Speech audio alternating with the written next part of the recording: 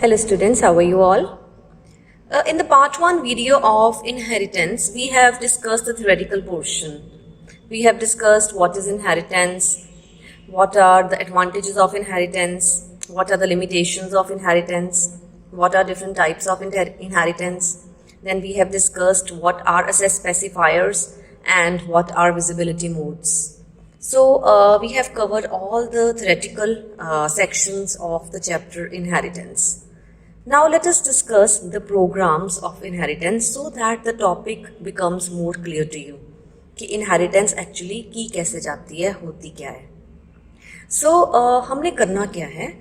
We have studied that inheritance is of 5 types, right? Single, multiple, multi-level, hierarchical and hybrid. So हम करेंगे क्या? इन सारे types of inheritance का एक एक program discuss करेंगे. Fine? So first of all, let us discuss the program of single inheritance.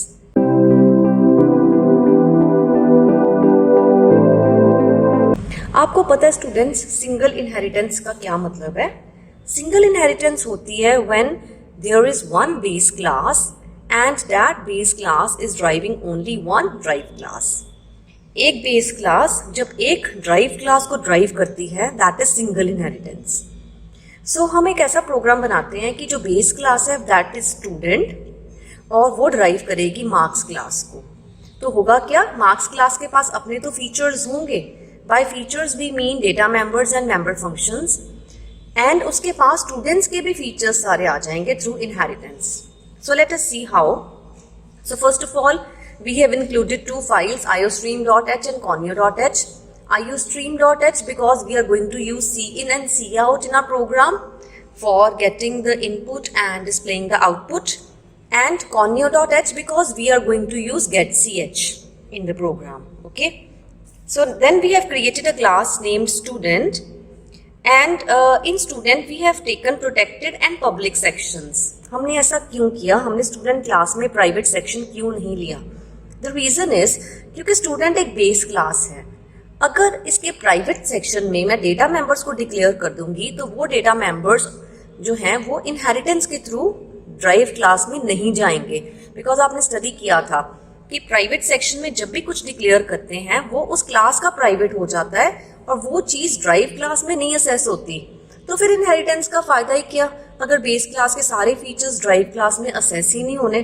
For that reason what we do, हम usually क्या करते हैं, हम बेस क्लास में ना प्रोटेक्टेड एंड पब्लिक सेक्शन लेते हैं एंड ड्राइव क्लास में प्राइवेट एंड पब्लिक सेक्शन लेते हैं. बेस क्लास में प्रोटेक्टेड इसलिए लेते हैं क्योंकि हमें पता है कि प्रोटेक्टेड में जो भी हम डेटा मेंबर्स या मेंबर फंक्शंस डिक्लेयर करेंगे वो ड्राइव क्लास में असेस होंगे. सो दैट्स वाई. और ये हिडन है फ्रॉम आउटसाइड वर्ल्ड. ये आउटसाइड वर्ल्ड में यानी मेन फंक्शन में या कोई भी फंक्शन आउटसाइड दिस क्लास वहां असेस नहीं होंगे. हाँ, ड्राइव क्लास में असेस होंगे तो हमारा पर्पस सॉल्व हो जाएगा. So that's why in base class we will take protected and public section always, and in drive class we will take private section. क्योंकि ड्राइव क्लास तो फर्दर ड्राइव नहीं अभी कर रही इस केस में. ठीक है, so we can take private section here. So in protected section we have declared 2 data members, roll number and name. Name is a character type array. And in public section we have declared or defined 2 functions. One is getStudent. getStudent function में क्या हो रहा है? Message display हो रहा है, enter roll number and name.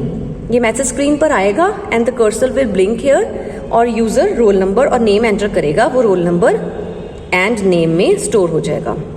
Then there is another member function that is showStudent. Show student member function क्या करेगा? जो हम मैसेज डिस्प्ले करेगा, रोल नंबर इज, जो हमने रोल नंबर एंटर किया उसकी वैल्यू डिस्प्ले हो जाएगी. नेम इज, जो हमने नेम एंटर किया उसकी वैल्यू डिस्प्ले हो जाएगी. So this is the class student. ये स्टूडेंट क्लास है. Then to do single inheritance what we did, we have created a class marks publicly inherited from student. एक बात याद रखना, जितने मैं आपको प्रोग्राम्स करवाऊंगी मैं विजिबिलिटी मोड पब्लिक रखूंगी ऑलवेज. ठीक है, इसीलिए क्योंकि हमें पता है जब पब्लिक हो विजिबिलिटी मोड तो प्रोटेक्टेड सेक्शन की जो फीचर्स हैं वो ड्राइव में भी प्रोटेक्टेड में जाते हैं और पब्लिक सेक्शन के फीचर्स जो बेस क्लास के हैं वो ड्राइव में पब्लिक में जाते हैं. So it becomes easier. So that's why we take public as a visibility mode in all the programs. So is this clear? Class कैसे लिखते हैं, ड्राइव क्लास कैसे बनाते हैं, क्लास, ड्राइव क्लास का name, colon, visibility mode, base class का name. And in drive class will take private section. ऐसा क्यों? क्योंकि ड्राइव क्लास में ने फर्दर तो किसी को इनहेरिट करना नहीं है, फर्दर तो किसी को ड्राइव करना नहीं है, because we are studying single inheritance. So हम यहाँ प्राइवेट सेक्शन ले सकते हैं। सो प्राइवेट सेक्शन में हमने 2 डेटा मेंबर्स डिक्लेयर किए। We have declared marks and we have declared English as float type variables. Then in public section there is a member function get marks which will ask from the user to enter marks in English and marks in maths। तो user enter करेगा English के marks और maths के marks. यहाँ पर बेटा double quotes missing है, let me put. तो आप अपने PDF में जब लिखोगे अपना काम नोट्स बनाओगे, then put double quotes here, ठीक है। सो गेट मार्क्स फंक्शन तो यूजर से इंग्लिश और मैथ्स के मार्क्स इनपुट करवा रहा है। जो मार्क्स एंटर करेगा वो इंग्लिश और मैथ्स में वेरिएबल्स में स्टोर हो जाएंगे या डेटा मेंबर्स में स्टोर हो जाएंगे। Then there is another member function that is show marks. It is displaying the message math marks are, math के मार्क्स जितने भी एंटर किए थे, इंग्लिश मार्क्स आर, इंग्लिश के मार्क्स जितने भी एंटर किए थे। और आपको ये बात पता है, मैं फिर से रिपीट कर रही हूँ कि सी आउट में 2 तरह की स्टेटमेंट्स होती हैं। एक स्टेटमेंट्स होती हैं जो डबल कोट्स में होती हैं, एक स्टेटमेंट्स होती हैं जो बिना डबल कोट के होती हैं। जो तो डबल कोट्स में होती हैं, they are messages, they are printed as such. हम यहाँ पे जैसा लिखेंगे वैसा ही प्रिंट हो जाएगा, कंपाइलर या कंप्यूटर बिल्कुल चेंजेस नहीं करेगा उसमें। लेकिन अगर हम सी आउट में कुछ ऐसा लिखते हैं जो विदाउट डबल कोट्स है, इट मीन्स वो वेरिएबल है, उसकी वैल्यू प्रिंट होगी, ना कि इंग्लिश वर्ड प्रिंट होगा। इंग्लिश वेरिएबल में जो वैल्यू स्टोर होगी वो प्रिंट होगी। So this was all about class marks. So हमने दोनों क्लासेस बना ली। We have created a class student and we have created a class marks which is inherited from class student. तो अगर हम देखें तो मार्क्स क्लास क्योंकि स्टूडेंट क्लास से इनहेरिट हो रही है, तो मार्क्स क्लास के पास कितने डेटा मेंबर्स हो गए? मार्क्स क्लास के पास 2 डेटा मेंबर्स तो अपने थे, मैथ और इंग्लिश, फाइन। और इनहेरिटेंस के थ्रू 2 डेटा मेंबर्स उसके पास स्टूडेंट क्लास के भी आ गए, रोल नंबर एंड नेम। क्योंकि हमारी विजिबिलिटी मोड पब्लिक है, तो ये जो रोल नंबर और नेम है ये मार्क्स क्लास के प्रोटेक्टेड सेक्शन में जाएंगे। एक प्रोटेक्टेड सेक्शन बन जाएगा और वहां पे चले जाएंगे roll number and name. Private section में मैथ और इंग्लिश पढ़े हुए हैं। It means total data members marks class के पास कितने हो गए? 4। Roll number, name are inherited from student class. Math, English are marks own features, own data members. Similarly अगर मेंबर फंक्शंस की बात करें तो मार्क्स क्लास के पास टोटल कितने मेंबर फंक्शंस हो गए? So the answer is 2 member functions marks class के पास अपने थे, get marks and show marks, and 2 member functions marks class के पास स्टूडेंट क्लास से आ गए, get student and show student. क्योंकि इनहेरिटेंस से ये पब्लिक वाली चीज़ें भी इनहेरिट होती हैं, प्रोटेक्टेड वाली चीज़ें भी इनहेरिट होती हैं। आपने ये सेट स्पेसिफायर्स में पढ़ लिया, ठीक है। So it means marks class के पास अब टोटल 4 मेंबर फंक्शंस हो गए, get marks, show marks, get student, show student. So marks class has 4 data members, 2 its own, 2 inherited from student, and marks class has 4 member functions, 2 its own and 2 inherited from class student. I hope it is clear. उसके बाद main function, because the program is incomplete without a main function. So main function में हमने एक marks class का object declare किया M1। सो क्योंकि ये first programme है इनहेरिटेंस का, तो कुछ कंसेप्ट मुझे क्लियर करने पड़ रहे हैं आपको। पहला कंसेप्ट तो मैंने ये क्लियर किया था ना कि बेस क्लास में हम प्रोटेक्टेड सेक्शन लेंगे, प्राइवेट नहीं लेंगे, प्रोटेक्टेड लेंगे। ऐसा क्यों? क्योंकि प्रोटेक्टेड के फीचर्स ड्राइव क्लास में इनहेरिट हो जाते हैं और आउटसाइड फंक्शन में इनहेरिट नहीं होते। सो डेटा हाइडिंग की हाइडिंग रही और ड्राइव क्लास को उसके फीचर्स भी मिल गए, और ड्राइव क्लास में हम प्राइवेट सेक्शन ले सकते हैं, ठीक है। एंड जो हम ऑब्जेक्ट डिक्लेयर करेंगे ना मेन फंक्शन में, वो हम हमेशा ड्राइव क्लास का डिक्लेयर करेंगे। क्यों? क्योंकि ड्राइव क्लास के पास सारे फीचर्स आ गए, अपने भी ऊपर से भी आ गए इनहेरिटेंस से बेस क्लास के। सो इसलिए बेटर होता है कि हम ड्राइव क्लास का ऑब्जेक्ट डिक्लेयर करें। सो हमने मार्क्स क्लास का ऑब्जेक्ट डिक्लेयर किया M1। अब हमने फंक्शंस कॉल करने शुरू कर दिए, M1 डॉट गेट स्टूडेंट। सो M1 ऑब्जेक्ट ने गेट स्टूडेंट कॉल किया। तो सबसे पहले डेक्लारेशन स्टेटमेंट को एक बार देखते हैं कि जब मार्क्स टाइप का ऑब्जेक्ट M1 डिक्लेयर होगा तो क्या होगा। आपको पता है जब भी कोई ऑब्जेक्ट डिक्लेयर होता है तो ऑब्जेक्ट को मिलती है मेमोरी स्पेस, है ना। तो लेट अस सी कि m1 ऑब्जेक्ट को कितनी मेमोरी स्पेस मिलेगी। लेट अस सी। सो m1 कोई भी ऑब्जेक्ट है उसको उतनी मेमोरी स्पेस मिलती है जितनी मेमोरी स्पेस डेटा मेंबर्स को चाहिए होती है, क्योंकि डेटा स्टोर होना होता है। सो लेट अस सी कि डेटा मेंबर्स को कितनी मेमोरी स्पेस चाहिए। m1 is the object of marks class. Marks class में कौन से डेटा मेंबर्स हैं? एक मैथ है फ्लोट टाइप का, और आपको पता है फ्लोट को कितनी मेमोरी स्पेस चाहिए होती है? फ्लोट को चाहिए होती है 4 बाइट्स। सो 4 बाइट्स 1 2 3 4 बाइट्स मिल गए मैथ्स के लिए। 1 2 3 4 बाइट्स मिल गए इंग्लिश के लिए, because they both are float type variables. And 2 data members उसके पास ऊपर से भी तो आए हैं स्टूडेंट क्लास से, roll number of integer type. So 2 bytes for roll number because it's of integer type. And name जो है वो कैर टाइप का array of 50 size. So it means, और हर कैर के एलिमेंट को 1 बाइट मिलती है। सो इट मीन्स जो 50 बाइट्स का एरे है उसको कितने बाइट्स मिलेंगे? 50। सो ये टोटल ना, इतने सारे तो मैं बना नहीं पाऊंगी ना, तो ये टोटल 50 बाइट्स हैं, ये 50 ब्लॉक्स हैं total. Okay, these are for name. So इतनी मेमोरी मिली है m1 को during its declaration. So let us count कितनी मिली है। 50 for name plus 2 52 plus 4 56 plus 4 60। So m1 को 60 बाइट्स मिले हैं ड्यूरिंग डिक्लेरेशन, और इनमें कोई डेटा नहीं स्टोर्ड। ये जो 50 मैंने लिखा हुआ है ये डेटा नहीं है, ये है कि नेम एरे को 50 बाइट्स मिल गए। Okay, now let us start calling the functions. The first function is m1.getStudent. So it means getStudent function call हुआ, किसने कॉल करवाया? m1 ने। So getStudent function कॉल हुआ, मैसेज क्या आया? enter roll number and name colon. So message आ गया enter roll number and name colon. User ने सपोज एंटर किया 2001 as roll number and Sonia as a name. तो ये कहाँ स्टोर हुए? 2001 स्टोर हुआ रोल नंबर वेरिएबल में, डेटा मेंबर में। किसके रोल नंबर डेटा मेंबर में? m1 के रोल नंबर में। m1 का रोल नंबर कहाँ है? इधर। तो यहाँ क्या स्टोर हुआ? 2001। फाइन। एंड नेम में सोनिया स्टोर हुआ। किसका नेम? m1 का नेम, क्योंकि m1 ने इस फंक्शन को कॉल करवाया है। तो जो चीज़ें स्टोर होंगी वो m1 में के मेमोरी स्पेस में स्टोर होंगी। सो m1 के नेम में क्या स्टोर हुआ? सोनिया। सो ये 50 बाइट्स का था ना, तो ऐसे स्टोर हुआ सोनिया, और लास्ट में एक नल करेक्टर भी स्टोर हो जाता है। यानी 1 2 3 4 5 और 6 बाइट्स यूज हुए, बाकी के जो बाइट्स बचे 44 वो अभी आप समझ लो अभी वेस्ट हैं, खाली हैं, दे आर एम्प्टी। ठीक है, चलो कोई बात नहीं। सो ये फंक्शन टोटली एग्जीक्यूट हो गया, कंट्रोल मेन फंक्शन की नेक्स्ट स्टेटमेंट में आ गया। Next statement is again a function call. अब गेट मार्क्स फंक्शन कॉल हो रहा है और m1 कॉल करवा रहा है। सो गेट मार्क्स फंक्शन पर आते हैं। गेट मार्क्स फंक्शन ने क्या आउटपुट दी? Enter English and math marks.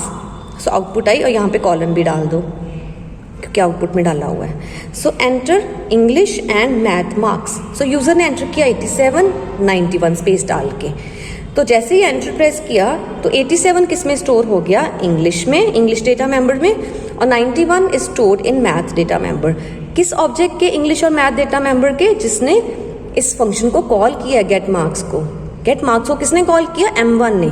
So m1 की इंग्लिश में 87 स्टोर होगा एंड m1 के मैथ में 91 स्टोर होगा। सो m1 के मैथ में 91 स्टोर हुआ, m1 के इंग्लिश में 87 स्टोर हुआ। सो m1 ऑब्जेक्ट में अब पूरा डेटा आ चुका है। ठीक है, जैसे ही ये फंक्शन खत्म हो जाएगा गेट मार्क्स कंट्रोल वापस मेन फंक्शन में आ जाएगा, मेन फंक्शन की नेक्स्ट स्टेटमेंट में। The next statement is show student and again m1 is calling show student. So let us see where is show student function. Here show student function ने क्या message print किया? Roll number is, roll number की value. So message आया roll number is और roll number की value, क्योंकि बिना double quotes के है। So what is the value of roll number? m1। m1 के रोल नंबर की कितनी वैल्यू है? 2001। सो मैसेज आ गया roll number is 2001। And next आया नेम इज, m1 के नेम की value. So name is Sonia. Function खत्म हो गया, कंट्रोल वापस मेन में आया, मेन की नेक्स्ट स्टेटमेंट में। मेन की next statement is again a function call that is calling a function show marks. अब शो मार्क्स फंक्शन कॉल होगा, हियर इट इज, और मैसेज क्या आया? मैथ मार्क्स आर M1 के मैथ्स की value. So math marks are, M1 के math कितने हैं 80, यहाँ पे उल्टा हो गया, गड़बड़ हो गई है, मैथ में स्टोर्ड हैं 91। सो यहाँ आउटपुट में आप चेंज कर लेना। सो आ जाएगा math marks are 91, okay, and English marks are, English के marks, so English marks are 87। So English marks are 87। मैं चेंजेस करके PDF आपको दोबारा सेंड कर दूंगी, अदरवाइज आप वीडियो देख ले, इसको चेंजेस कर लेना। फाइन। सो उसके बाद last statement is get CH। Get CH ने क्या करना है, सीधे ही आउटपुट शो कर देनी है। मैंने ऑलरेडी आपको एक्सप्लेन किया हुआ है गेट CH का purpose. So this was all about our program. क्योंकि मेन फंक्शन खत्म होता है, it means our program also ends. Fine. So this was all about single inheritance where one base class is driving one drive class. I hope it is clear.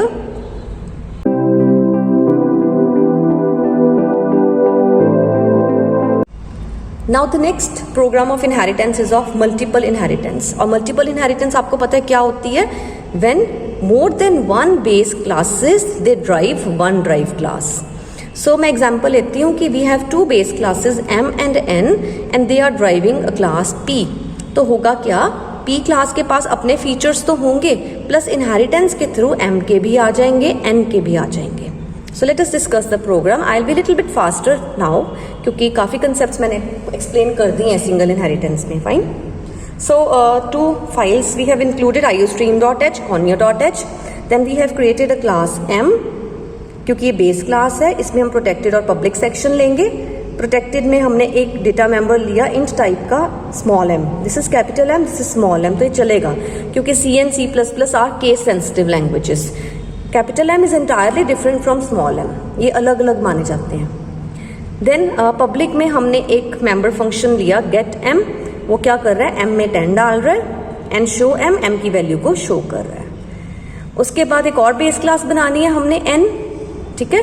So we have created a class N, क्योंकि ये base class है। Again we have protected and public sections here. In the protected section we have taken a data member N, small n, and in public section we have taken two member functions.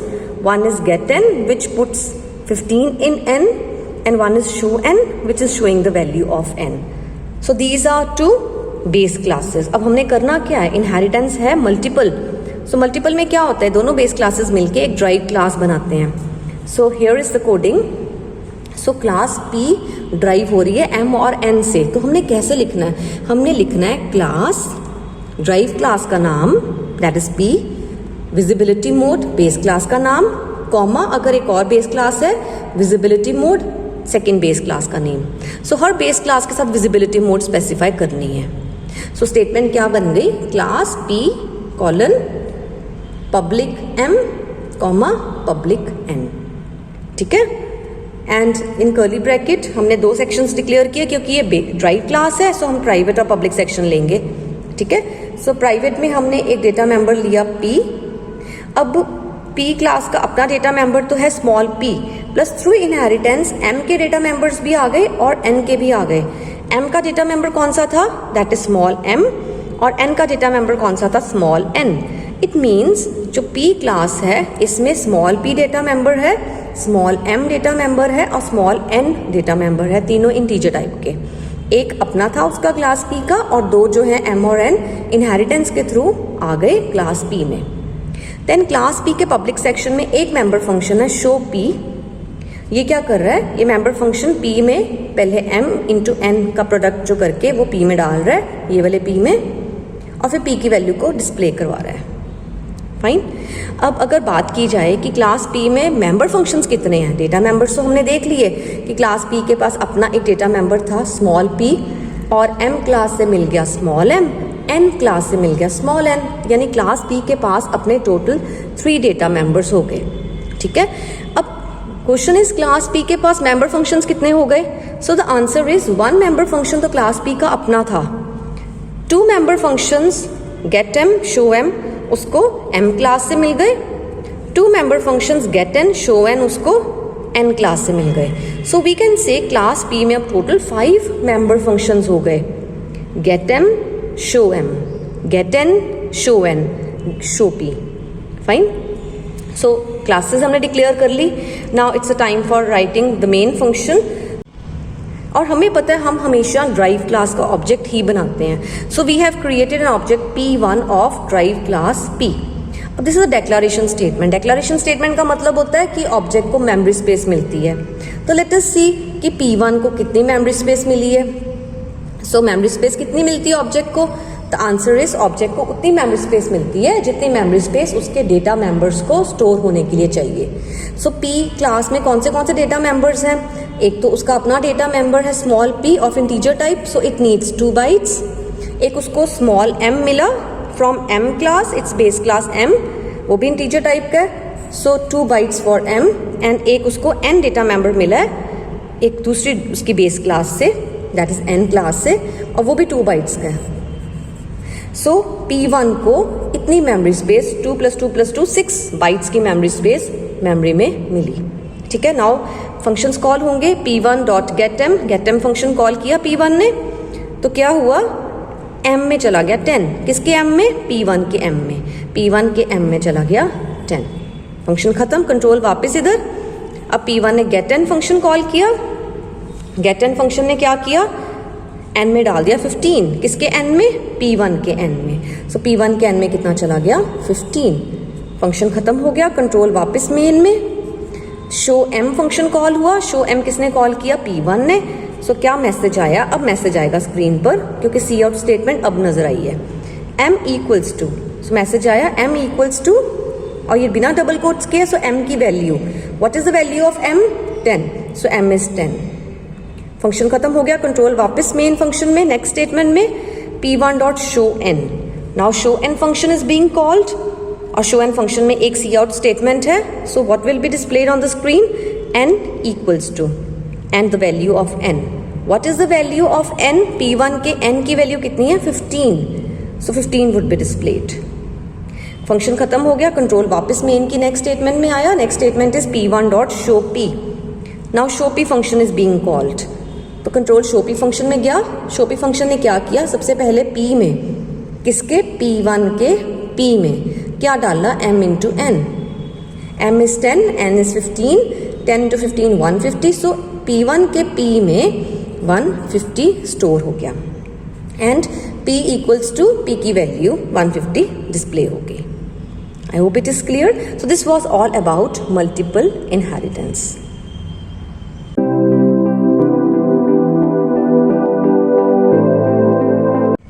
Students, the next is the program for hierarchical inheritance. And you know what is hierarchical inheritance? When there is one base class and that base class is driving more than one drive class. It means base class is one and drive class are more than one. So that type of inheritance is called hierarchical inheritance. इसको समझने के लिए we will design a program where we will take employee class as a base class. And from employee class, we will drive 2 classes. One is manager class and another is scientist class. So what will happen? Manager class will have its own features, plus it will inherit the features of employee class also. Similarly, scientist class will have its own features, plus it will inherit the features of employee class also. So let us discuss the program which shows the concept of hierarchical inheritance. So we have declared 2 header files. We have included 2 header files. Hash include iostream.h for cout and hash include conio.h for getch. Okay. Then we have created a class employee. And because employee is a base class, we will take protected and public sections in this class. In the protected section, we have declared 2 data members, employee ID of int type and employee name is an array of 50 size of char type. And in public section, we have created or defined 2 member functions. One is getEmployee. It will ask the user to enter ID and name of the employee. And whatever ID and name the user will enter will be stored in EMP ID variable or data member and EMP name data member. And there is another member function which is showEmployee. What if it will do?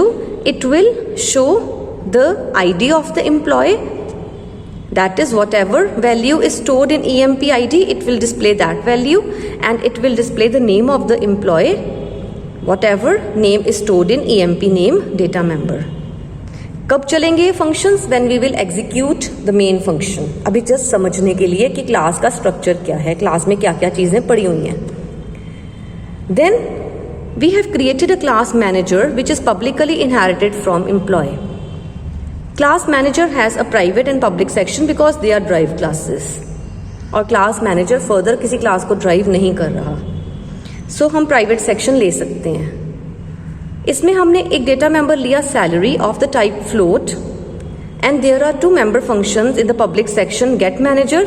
It is asking the user to enter the salary and there is show manager member function which is displaying the salary of employee. Then we have created a third class, that is scientist, which is also publicly inherited from class employee.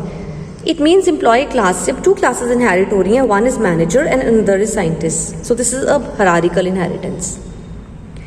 Scientist class has one data member field. It is a character type array of 50 size in the private section. And in the public section there are two member functions, get scientist and show scientist.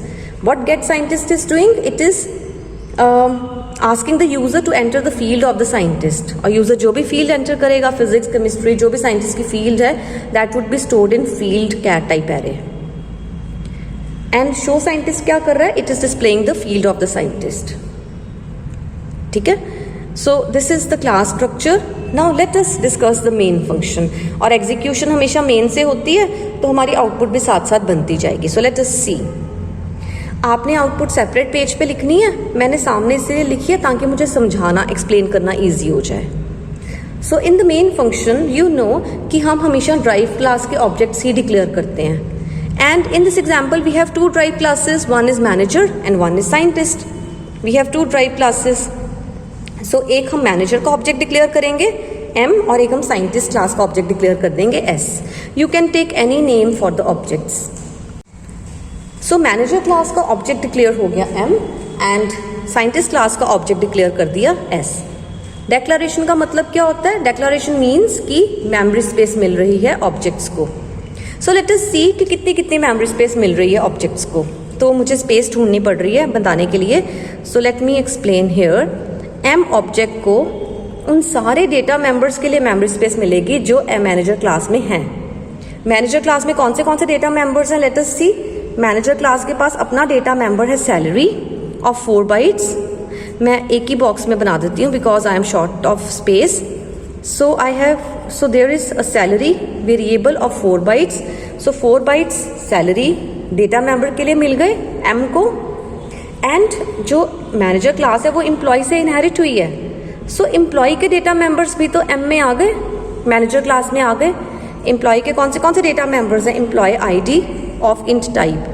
So employee ID के लिए 2 bytes मिले and employee name it is a cat type array of 50 size. So मैं यहाँ पे लिख देती हूँ. सो employ name को 50 बाइट्स मिले. ऐसा क्यों? क्योंकि कैट टाइप का एक जो वेरिएबल होता है दैट कंज्यूम्स 1 बाइट. तो 50 वेरिएबल्स हो गए, 50 साइज का एरे है तो 50 बाइट्स उसको मिल गए. सो M को टोटल इतनी मेमोरी स्पेस मिल गई during the declaration. So let us count कितनी मिली? 50 + 2 52 + 4 56. सो M को टोटल 56 बाइट्स की एम्प्टी मेमोरी स्पेस मिल गई. सो ये स्टेटमेंट एग्जीक्यूट हो गई. Now it's turn for declaration of S object of scientist class. अब साइंटिस्ट क्लास का ऑब्जेक्ट S डिक्लेयर होगा, मीन्स S को भी मेमोरी स्पेस मिलेगी. सो लेट अस सी कि S को कितनी मेमोरी स्पेस मिली है. So I will draw here. S को उन सब चीज़ों के लिए मेमोरी स्पेस मिलेगी जितने डेटा मेंबर्स साइंटिस्ट क्लास में हैं. So let us see scientist class में कौन से डेटा मेंबर्स हैं. साइंटिस्ट क्लास के पास जो अपना डेटा मेंबर है that is field, that is a cat type array of 50 size. So field के लिए 50 बाइट्स मिल गए. ये 50 बाइट्स की जगह है, 50 बाइट्स का मेमोरी स्पेस है 50 ब्लॉक्स का. Plus scientist class is also being inherited from employee class. So employee class के डेटा मेंबर्स भी तो साइंटिस्ट क्लास में आ गए, यानी employee ID and employee name भी तो साइंटिस्ट क्लास में आ गए. सो एम्प्लॉय ID के लिए मिले 2 बाइट्स, सो emp id के लिए मिले 2 bytes and emp name is also a cat type array of 50 size. So emp name के लिए 50 empty bytes मिल गए. ठीक है. So this statement is also executed. Now next, m dot get employee. Now it's a time for function call statements. अब m object ने कौन सा member function call करवाया? get employee. So get employee function is being called. So देखें get employee में क्या होता है. get employee function में सबसे पहले मैसेज प्रिंट होगा enter id and name of employee. So message आ गया enter id and name of employee. The user enters, let us suppose 10127 as id and Meenu as name. तो ये कहाँ store होंगे? They are stored in emp id and emp name memory spaces of m object. So m object के emp id memory space में क्या store होगा? 10127 and m object के emp name में क्या स्टोर हो गया? मीनू. क्योंकि ये 50 साइज का एरे है, सो इस तरह स्टोर होगा MEENU और लास्ट में नल करेक्टर भी स्टोर होगा. इट मीन्स हमने सिर्फ 6 मेमोरी स्पेसेस कंज्यूम किए हैं out of 50. Remaining 44 are still empty. ठीक है. Okay, so this function is finished. Control will move back. So this statement has been executed. Control will move to next statement, that is get manager function is being called. And who is calling get manager? Again m object is calling get manager. So the control will go to get manager member function. क्या message आएगा? enter salary. So message आ गया enter salary और user जो value enter करेगा वो कहाँ store होगी? वो स्टोर होगी सैलरी वेरिएबल में of m object. m object के सैलरी में 50500 स्टोर हो जाएगा. सो m ऑब्जेक्ट को सारा डेटा मिल गया. ठीक है. सो फंक्शन खत्म हो गया. कंट्रोल वापस मेन फंक्शन की नेक्स्ट स्टेटमेंट में आ गया. What is the next statement of main function? Show employee. So control show employee function में चला गया. इधर क्या मैसेज प्रिंट होगा? id of employ is colon. So message आ गया id of employ is colon and emp id की value, because this is without double quotes. किसका emp id? m का, बिकॉज m ने शो एम्प्लॉय फंक्शन को call किया है. सो कितना है m क्लास का शो m ऑब्जेक्ट का emp id? That is 10127. सो क्या प्रिंट हो जाएगा? 10127. And next statement is name of employ is m का emp name. So name of employ is m का emp name, that is Meenu. So Meenu will be displayed. तो ये function भी खत्म हो गया. कंट्रोल वापस मेन फंक्शन में आ गया. इधर now show manager function is being called. So control show manager function में जाएगा. शो मैनेजर फंक्शन में एक ही स्टेटमेंट है, salary of employ is and salary की वैल्यू. किसकी सैलरी? m की सैलरी, बिकॉज m ने शो मैनेजर कॉल करवाया है. m की सैलरी कितनी है? 50500. तो क्या मैसेज बन गया? Salary of employ is salary की वैल्यू, दैट इज 50500. सो आ गया message salary of employ is salary की value, that is 50500. Function finish हो गया. कंट्रोल वापस मेन की नेक्स्ट स्टेटमेंट में. क्लियर है यहां तक? Now the next statement is s dot get employee. अब again get employee function call हुआ. पहले गेट एम्प्लॉय m ने कॉल किया था, अब s ने कॉल किया. So get employee function is being called. This is the get employee function. Message क्या आ गया? enter id and name of employee. आ गया message enter id and name of employee. User ने एंटर जो भी value की वो किस में स्टोर हो जाएगी? emp id में. और जो नेम की वैल्यू स्टोर की वो किस में स्टोर हो जाएगी? emp नेम में. किसके emp id और किसके emp नेम में? जिसने कॉल किया गेट एम्प्लॉय को. किसने? s ने. तो s के emp id में क्या स्टोर हो जाएगा? 10128 एंड s के emp नेम में क्या स्टोर हो जाएगा? Ram. Like this RAM and then null character. Null character computer अपने लिए डालता है to predict the end of the string. इसका यूजर के साथ कोई लेना देना नहीं होता. ठीक है. So this function is also over. Now the control will again move to the next statement. Next statement is s dot get scientist. Now get scientist function is being called and which object is calling get scientist? S object. So get scientist function call हुआ, message आया enter field of scientist. So message आ गया enter field of scientist, colon भी है तो मैं यहाँ colon डाल देती हूँ. एंड यूजर ने क्या एंटर किया, फिजिक्स. तो फिजिक्स कहाँ स्टोर होगा, फील्ड में. किसके फील्ड में, उस ऑब्जेक्ट के फील्ड में जिसने इसको कॉल किया फंक्शन को. किसने कॉल किया function, the function is being called by S object. So S object के फील्ड में फिजिक्स स्टोर हो जाएगा like this, because it is a cat type array, PHYSICS, और एंड में नल करेक्टर भी चला जाएगा अपने आप. Fine. So this function is over. Control will move to the next statement of main function. Next statement is show employ and S is calling show employee. So message क्या आएगा screen पे, ID of employ is colon. आ गया, ID of employ is, और EMP ID की value, किसकी EMP ID की value, S के EMP ID की वैल्यू, बिकॉज S ने शो एम्प्लॉय फंक्शन को कॉल किया है. फाइन. हियर सो S के EMP ID की वैल्यू कितनी है, that is 10128. So 10128 value print हो गई. And next statement, name of employ is EMP name की वैल्यू. किसके EMP नेम की वैल्यू, S के EMP नेम की value. So what that is, Ram. So आ जाएगा message, name of employ is Ram. This function is over. Control will move back to the main function, to the next statement. Next statement is S dot show scientist. Now show scientist function is being called. Which object is calling show scientist, S object. So देखो क्या होता है, message आया field of scientist is colon. Field of scientist is colon and field की value, किसके field की value, S के field की वैल्यू. S के फील्ड की वैल्यू कितनी है, फिजिक्स. सो आउटपुट आ गई फिजिक्स. ये फंक्शन भी खत्म हो गया, कंट्रोल मेन में गया. सो मेन की एग्जीक्यूशन भी खत्म हो गई. So this is the output which we have obtained after executing the program which shows the function of, or which shows the concept of hierarchical inheritance. I hope it is clear.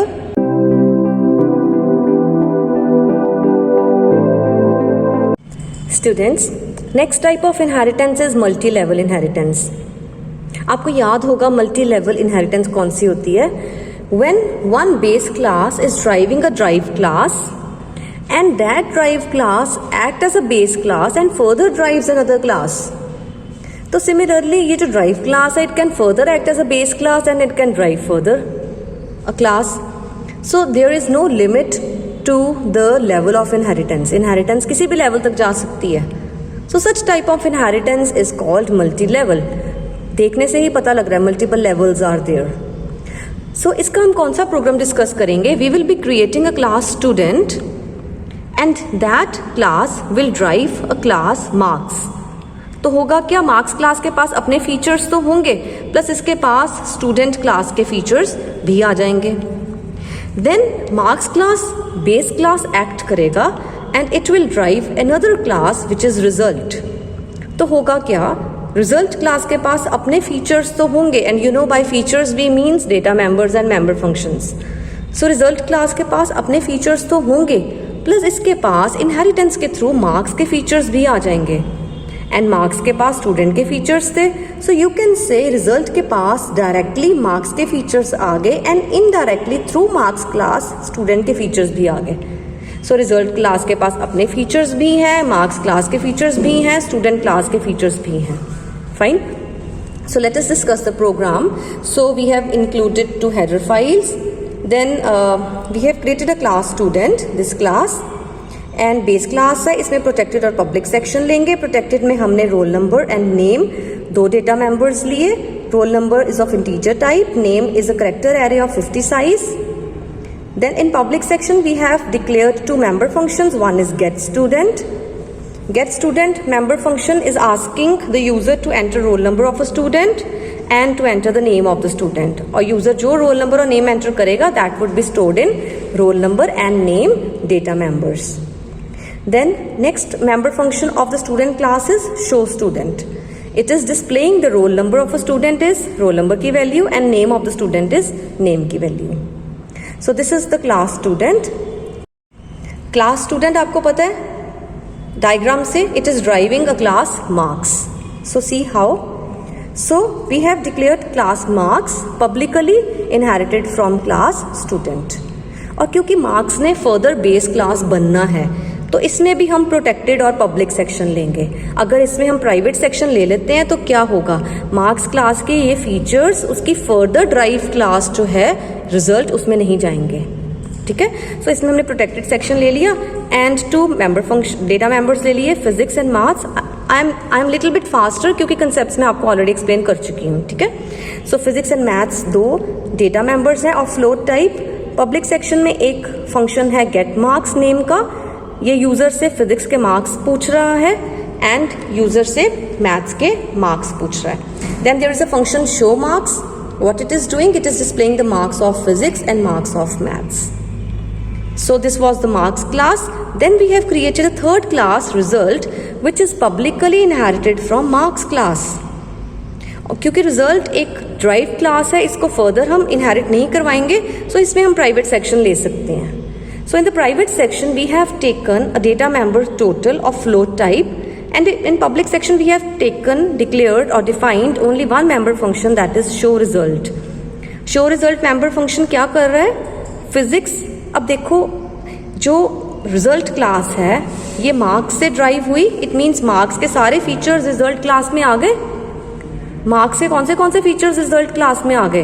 पहले तो data members की बात करें तो marks में कौन से data members हैं. अगर मार्क्स क्लास की बात करें तो मार्क्स फर्दर स्टूडेंट से ड्राइव हो रही है, तो यानी मार्क्स में स्टूडेंट के भी डेटा मेंबर्स आ गए. अब स्टूडेंट के डेटा मेंबर्स की बात करते हैं. स्टूडेंट क्लास के data members are roll number and name. तो ये दोनों data members through inheritance marks class में भी आ गए. सो मार्क्स क्लास के पास physics, math, roll number and name 4 data members हो गए. और जब रिजल्ट क्लास बनी मार्क्स क्लास से इनहेरिट हुई तो रिजल्ट क्लास के पास भी मार्क्स क्लास की ये 4 डेटा मेंबर्स आ गए. सो रिजल्ट क्लास के पास टोटल 5 डेटा मेंबर्स हो गए. Total physics and maths from marks class and role number and name from student class. And show result, this is the function of result class. तो result class के पास total member functions कितने हो गए, एक तो उसका अपना show result, 2 member functions उसको marks class से मिले, get marks and show marks 3 हो गए, and 2 उसको indirectly through marks class student class के भी मिल गए, get student and show student. So result class has total 5 member functions. जो show result member function है ये क्या कर रहा है, फिजिक्स और मैथ्स के मार्क्स को ऐड करके टोटल में डाल रहा है एंड देन टोटल की वैल्यू को डिस्प्ले कर रहा है. किस तरीके से कर रहा है, मैसेज है total marks of, this is in double quotes, then name की वैल्यू, हैविंग रोल नंबर की वैल्यू, आर टोटल की वैल्यू. ये हम जब मेन फंक्शन चलाएंगे एग्जीक्यूट करेंगे देन वील सी की स्टेटमेंट कैसे चलेगी. So this is all the hierarchy or you can say structure of the classes in our program. That student is driving marks class and marks is driving result class. Now let us execute the main function because you know execution always starts from main function. तो और आपको ये भी पता है कि हम object हमेशा ड्राइव क्लास का बनाते हैं and drive class is result. So result का हमने ऑब्जेक्ट डिक्लेयर किया R. सो जैसे ही ऑब्जेक्ट डिक्लेयर हुआ, डेक्लेरेशन मीन्स ऑब्जेक्ट को मेमोरी स्पेस मिलती है. So let us see R को कितनी memory space milli. So let me draw here, I have space here.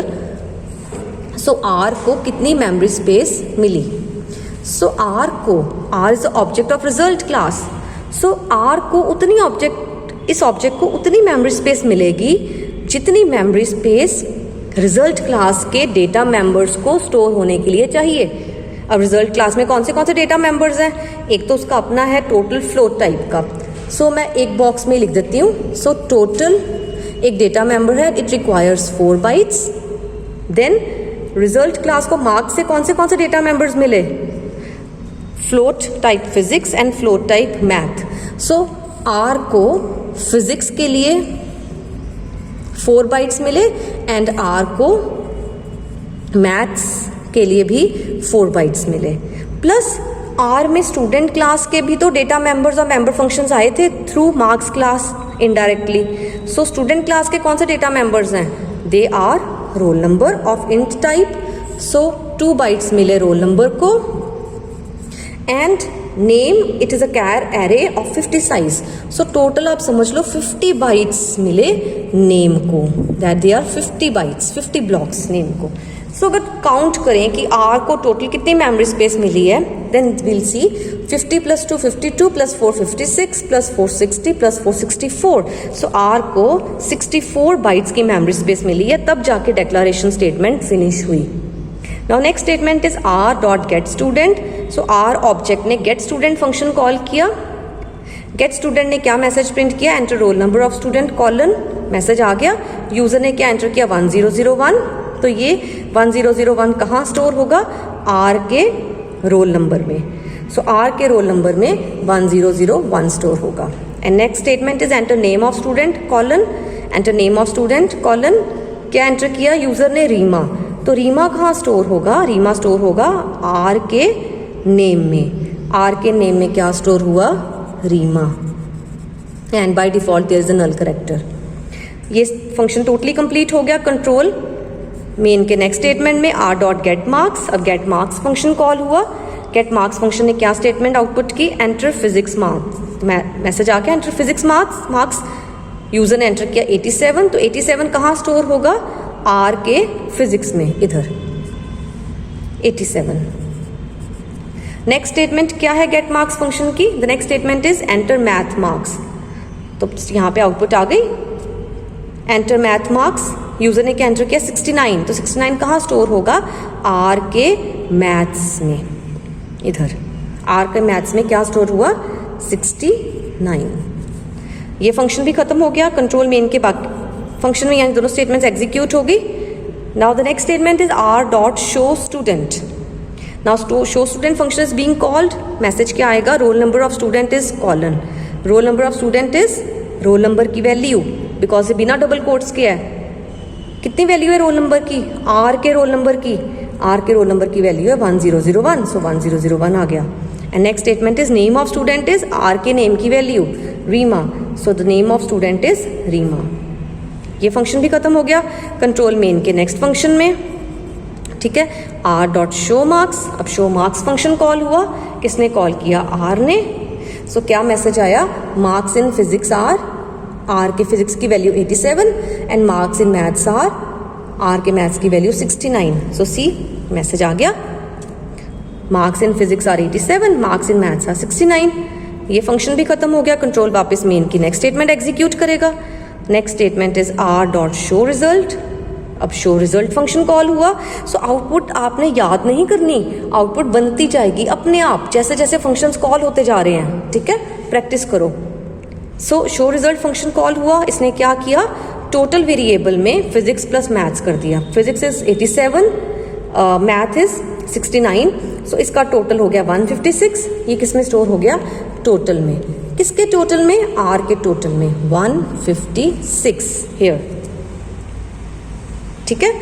And फिर मैसेज प्रिंट हुआ सी आउट के थ्रू, टोटल मार्क्स ऑफ. ये मैसेज है ना, तो ये देखो ऐसा प्रिंट हो गया, टोटल मार्क्स ऑफ यहाँ तक. देन नेम की वैल्यू, नेम की वैल्यू कितनी है, रीमा. आगे नेम की value, having roll number, roll number की वैल्यू कितनी, 1001 आ गई. आर टोटल की value 156. Fine. And the main function has been executed properly. So this was all about multi-level inheritance. I hope it is clear.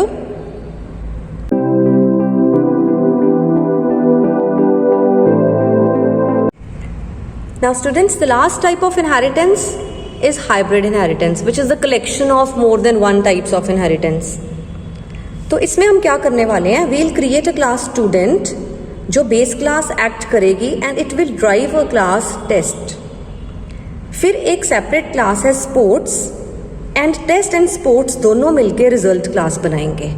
So see we have lots of single inheritance in our diagram, we have multi-level inheritance also, then we have multiple inheritance also. So it is a combination of more than one type of inheritance. So it is an example of hybrid inheritance. So let us discuss the program. Program थोड़ा सा lengthy होने वाला है because यहाँ पे 4 classes बननी है. So I'll be a little bit faster.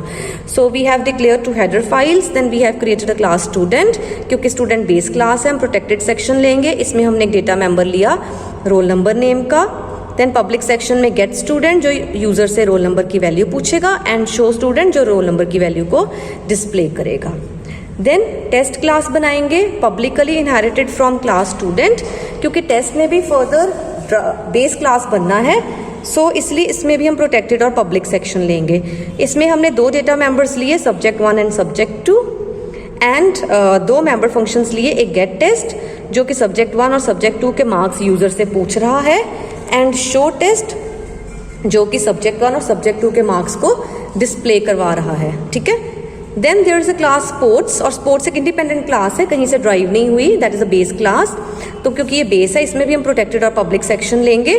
Protected में स्कोर नाम का डेटा मेंबर लिया, और get sports, show sports. Get sports score पूछ रहा है यूजर से, शो स्पोर्ट्स स्कोर की वैल्यू को प्रिंट करवा रहे हैं। एंड लास्ट हम बनाएंगे result class which is publicly inherited from test class and sports class. So see कैसे लिखना है? So last class is result. It is class result colon public test comma public sports. So result class का अपना data member कौन सा? Total. Plus result class के पास और कौन से डेटा मेंबर्स आए इनहेरिटेंस के थ्रू, लेट अस सी। सबसे पहले ये टेस्ट क्लास से बनी है, result class is being drive from test class. Test class के पास अपने डेटा मेंबर्स कौन से हैं? Subject 1 and subject 2। So it means result के पास टोटल के साथ साथ सब्जेक्ट 1 और सब्जेक्ट 2 भी आ गए। Plus test class student class से बनी है, स्टूडेंट क्लास के पास अपना डेटा मेंबर था roll number. It means indirectly through test class result class में रोल नंबर भी आ गया। एंड स्पोर्ट्स से भी बनी है, स्पोर्ट्स से भी ड्राइव हुई है result class. So it means score data member भी रिजल्ट क्लास में आ गया। इट मीन्स रिजल्ट क्लास में कितने डेटा मेंबर्स हो गए? Total, subject 1, subject 2, roll number and score. So कितने डेटा मेंबर्स हो गए? 5 डेटा मेंबर्स हो गए रिजल्ट क्लास के पास। फाइन। सो रिजल्ट क्लास के पास अपना एक मेंबर फंक्शन है, दैट इज शो रिजल्ट। ये क्या करेगा?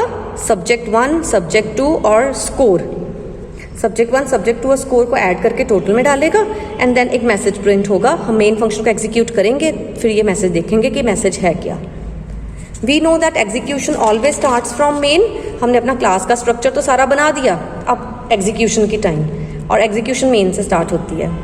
The first statement is declaration statement. We have declared an object R of class result. आपको मैंने बताया था कि हम हमेशा ड्राइव क्लास का ऑब्जेक्ट ही बनाते हैं, क्योंकि ड्राइव क्लास में बाकी बेस क्लास के features, data members, member function सब आ जाते हैं। सो R जब डिक्लेयर होगा तो R को कितनी मेमोरी स्पेस मिलेगी? सो R को उतनी मेमोरी स्पेस मिलेगी जितने मेमोरी स्पेस उसके डेटा मेंबर्स को स्टोर होने के लिए चाहिए। सो R के पास कौन से डेटा मेंबर्स हैं? एक तो टोटल है फ्लोट टाइप का। सो 4 बाइट्स R को मैं यहाँ पे लिख देती हूँ, जस्ट टोटल के लिए 4 बाइट्स मिले, प्लस R टेस्ट से ड्राइव हुई है, टेस्ट के पास फ्लोट सब्जेक्ट 1 और फ्लोट सब्जेक्ट 2 दो डेटा मेंबर्स हैं। सो सब्जेक्ट 1 के लिए 4 बाइट्स मिले, एंड सब्जेक्ट 2 के लिए भी 4 बाइट्स मिले, प्लस जो टेस्ट क्लास थी वो फर्दर स्टूडेंट से बनी थी, सो 2 बाइट्स रोल नंबर के लिए भी मिले R को। सो रोल नंबर के लिए 2 बाइट्स मिले, ठीक है। प्लस जो रिजल्ट क्लास है टेस्ट के अलावा स्पोर्ट्स से भी ड्राइव हुई है। सो स्पोर्ट्स में कौन सा डेटा मेंबर है? Score of float type. So 4 type R को 4 बाइट्स R को स्कोर के लिए भी मिले। सो R को देखते हैं टोटल कितनी मेमोरी स्पेस मिली? 4 + 2 6 + 4 10 + 4 14 + 4 18 बाइट्स R को मिले मेमोरी में स्टोर होने के लिए, डिक्लेयर होने के लिए। So with this declaration statement is executed completely. Next statement is R.getStudent। So get student function call हुआ, गेट स्टूडेंट ने क्या आउटपुट दी? Enter roll number of student colon. Message आया enter roll number of student colon, user ने enter किया 1001, ये role number में store हो गया 1001 ऐसे, यहाँ पे सी इन रोल नंबर, स्कैनएफ जैसे होती थी ना वैसे रोल नंबर में स्टोर हो गया। ठीक है, फंक्शन कंप्लीट हो गया, कंट्रोल नेक्स्ट स्टेटमेंट में आ गया। Next statement is R.getTest। Get test function execute हुआ, गेट टेस्ट फंक्शन ने क्या मैसेज प्रिंट करवाए? एंटर सब्जेक्ट 1 मार्क्स कॉलन, तो आउटपुट आ गई enter subject 1 marks colon. User ने एंटर किया 87, ये जो ब्लैक पेन से है ये यूजर ने एंटर किया, दैट इज 87। तो 87 किस में स्टोर हो गया? सब्जेक्ट 1 में। एंड क्या मैसेज आया? Enter subject 2 marks. यूजर ने जो मार्क्स एंटर किए वो सब्जेक्ट 2 में स्टोर हो गए। यूजर ने कितने मार्क्स एंटर किए, एंटर सब्जेक्ट 2 मार्क्स 77, ये सब्जेक्ट 2 में स्टोर हो गए। ठीक है, I am little bit faster क्योंकि कंसेप्ट आपको सारे क्लियर हो चुके हुए हैं। सो ये फंक्शन प्रॉपर्ली एग्जीक्यूट हुआ, कंट्रोल मेन की नेक्स्ट स्टेटमेंट में आ गया। Next statement is get sports. Get sports function execute हुआ। गेट स्पोर्ट्स फंक्शन ने क्या आउटपुट दी, enter score in match colon, और यूजर जो स्कोर एंटर करेगा वो स्कोर में स्टोर हो जाएगी। सो मैसेज आया enter score in match, user ने एंटर किया 93, तो ये किस में स्टोर हो गया, स्कोर में 93। ये फंक्शन भी एग्जीक्यूट हुआ, कंट्रोल नेक्स्ट स्टेटमेंट में आ गया। Next statement is show student. Show student function call हुआ, मैसेज क्या आ गया, roll number you entered is roll number की वैल्यू।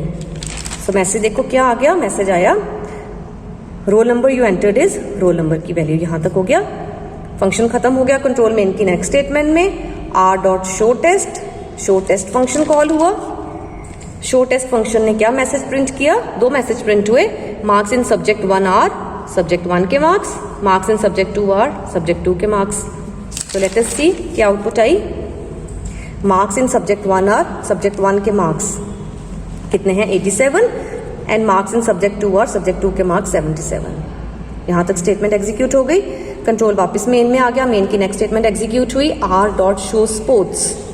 अब शो स्पोर्ट्स फंक्शन एग्जीक्यूट हुआ।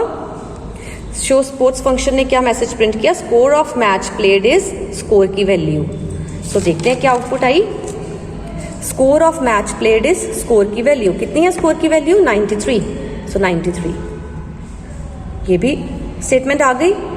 कंट्रोल वापस मेन की नेक्स्ट स्टेटमेंट एग्जीक्यूट करेगा। Next statement is R dot show result. अब शो रिजल्ट फंक्शन कॉल हुआ। शो रिजल्ट फंक्शन ने क्या किया, सी शो रिजल्ट फंक्शन ने सबसे पहले subject 1 plus subject 2 plus subject 3 score का टोटल करके टोटल में डाल दिया। सब्जेक्ट 1 में कितने मार्क्स हैं, सब्जेक्ट 1 में है 87, सब्जेक्ट 2 में है 77 एंड स्कोर में है 93। इन दोनों को प्लस किया, तीनों को प्लस करके आया 257। सो टोटल में क्या स्टोर हो गया, 257। सो आर के टोटल में 257 स्टोर हो गया। एंड मैसेज क्या आया, देखो मैसेज कैसे बनता है, ध्यान से देखना। Total marks of roll number double quotes में है, तो ये मैसेज है एज सच प्रिंट हो जाएगा, see total marks of roll number. यहां तक मैसेज आ गया, ठीक है। उसके बाद रोल नंबर की वैल्यू बिना डबल कोट्स के है, तो रोल नंबर की वैल्यू वॉज 1001। उसके बाद डबल कोट्स में है आर और कॉलन, तो आर और कॉलन आ गया। फिर टोटल की वैल्यू कितनी है, 257, सो 257 आ गई। तो ये फंक्शन भी खत्म हो गया। कंट्रोल वापस मेन में, और मेन फंक्शन की एग्जीक्यूशन फिनिश हो गई। So this is the output and this was all about hybrid inheritance.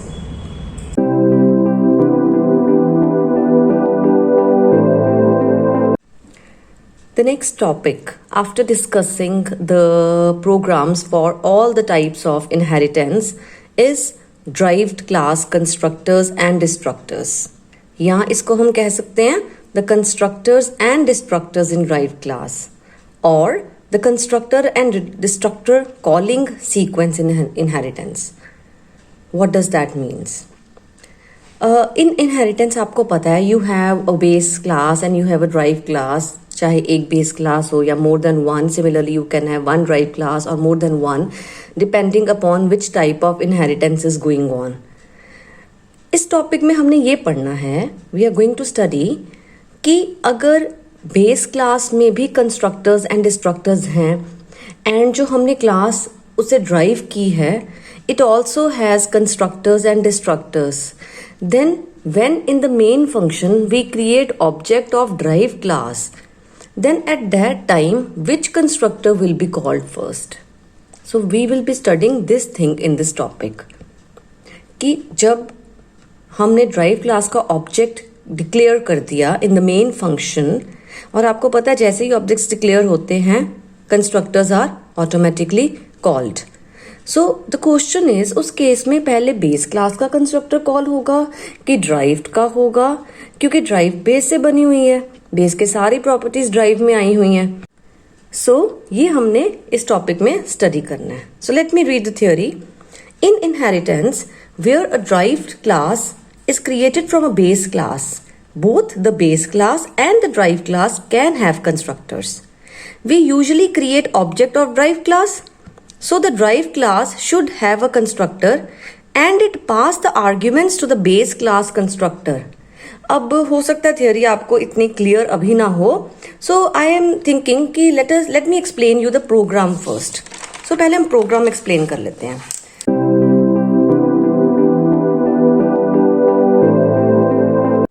तो सबसे पहले जो प्रोग्राम होगा that would be for default constructors. जब बेस एंड ड्राइव क्लास दोनों में डिफॉल्ट कंस्ट्रक्टर्स पड़े हुए हैं. ठीक है, डिफॉल्ट कंस्ट्रक्टर्स आपको याद होगा, the constructor which doesn't have any arguments. So the program showing the concept of default constructors in base and drive class. So हमने दोनों फाइल्स इंक्लूड कर ली, IOStream and Conio.h. IOStream we include because we are going to use C in C out in our program, and Conio.h because we are going to use getch command. Then we have created a class A. इसके private section में हमने कुछ data नहीं लिया. Public section में एक constructor पड़ा हुआ है, क्योंकि हमने कंस्ट्रक्टर्स पे फोकस करना है, सो मैंने डेटा नहीं लिया. एक डिफॉल्ट कंस्ट्रक्टर पड़ा हुआ है. See this is a default constructor. Why? Because the name of the constructor is same as that of class name. It doesn't have any parameters. Default constructor क्या मैसेज प्रिंट करेगा? Whenever it is called the message would be printed default constructor of class A and then the class is over. बस class में एक default constructor ही पड़ा हुआ है. Then next what we did, we created a class B publicly inherited from class A. So B is the drive class and A is the base class. और publicly हमने inherit करवा लिया है B को A में से. अब B class में भी private section में कोई data member नहीं है. In the public section B is having a default constructor. See, the name of the constructor is same as that of class name and constructor is not having any parameters. So it is a default constructor of class B. And what message it would print on the screen whenever it is called? It would print default constructor of class B. So class B में भी एक default constructor ही है, class A में भी just एक default constructor ही था. Then the main function. In the main function we have created an object obj of B class. आपको पता हम सिर्फ drive class का ही object create करते हैं, क्योंकि ड्राइव क्लास में बेस क्लास के भी फीचर्स आ गए, प्लस उसके अपने भी हैं. सो इट्स गुड कि अगर हम ड्राइव क्लास का ऑब्जेक्ट ही क्रिएट करें. हम बेस क्लास का कर सकते हैं, बट ज़्यादा फायदा होता है अगर हम ड्राइव क्लास का ऑब्जेक्ट क्रिएट करें. सो हमने ड्राइव क्लास का ऑब्जेक्ट बनाया OBJ. जैसे ही OBJ डिक्लेयर हुआ, OBJ को मेमोरी स्पेस मिली. किन चीज़ों के लिए मेमोरी स्पेस मिली? जितने भी डेटा मेंबर्स क्लास B में हैं. बट क्लास B में कोई डेटा मेंबर नहीं है, ना ही उसका अपना है, ना ही इनहेरिटेंस से A के थ्रू आया. सो मेमोरी स्पेस OBJ को कोई नहीं मिली. हाँ, इस केस में कंस्ट्रक्टर कॉल हुआ. विच कंस्ट्रक्टर इज कॉल्ड? डिफॉल्ट, क्योंकि OBJ के साथ कोई पैरामीटर्स नहीं है. अब बात को ध्यान से समझने वाला है. अब होगा क्या? OBJ जब डिक्लेयर हुआ, then constructor would be called because OBJ is the object of class B. सो B क्लास का कंस्ट्रक्टर कॉल होगा ये. Now B class is not a base class, it is a drive class. जब भी कोई class का constructor call हुआ है and that class is a drive class, तो क्या होगा? ये कंस्ट्रक्टर चलने से पहले, एग्जीक्यूट होने से पहले, ड्राइव क्लास का कंस्ट्रक्टर एग्जीक्यूट होने से पहले क्या करेगा? बेस क्लास के कंस्ट्रक्टर को कॉल कर लेगा. Like suppose that is it's duty कि खुद एग्जीक्यूट होने से पहले अपने पेरेंट क्लास के कंस्ट्रक्टर को एग्जीक्यूट करे. So OBJ object declare हुआ. Whenever an object is declared, a constructor is called automatically. The object is of B class. So B का constructor call हुआ, लेकिन B एक drive class थी. So because of the duty of B कि सबसे पहले parent का constructor call हो, so the control will shift to the constructor of the parent class, that is A. तो सबसे पहले बेटा ये constructor execute होगा. So the message would be default constructor of class A. जैसे ही ये कंस्ट्रक्टर एग्जीक्यूट हो जाएगा, फिर उसके बाद ड्राइव क्लास का कंस्ट्रक्टर कॉल होगा. फिर क्या मैसेज आएगा? Default constructor of class B. So you can see the output. पहले A क्लास का कंस्ट्रक्टर कॉल हुआ, फिर B क्लास का कंस्ट्रक्टर कॉल हुआ. तो यही हमने इस टॉपिक में पढ़ना है कि अगर बेस क्लास में भी कंस्ट्रक्टर पड़ा हुआ है, ड्राइव क्लास में भी कंस्ट्रक्टर पड़ा हुआ है, ड्राइव क्लास का ऑब्जेक्ट जब डिक्लेयर होता है, तो कौन सा कंस्ट्रक्टर पहले कॉल होगा? The answer is drive class का कंस्ट्रक्टर कॉल होगा, लेकिन ड्राइव क्लास का कंस्ट्रक्टर एग्जीक्यूट होने से पहले पेरेंट क्लास के कंस्ट्रक्टर को कॉल करेगा. सो पहले पेरेंट क्लास का कंस्ट्रक्टर एग्जीक्यूट होगा, फिर ड्राइव क्लास का कंस्ट्रक्टर एग्जीक्यूट होगा. सो this is the constructor calling sequence in case of inheritance. सो ये हमने बेटा स्टडी किया when we have default constructor in the class. Now let us study the program when we are having parameterized constructors in the class.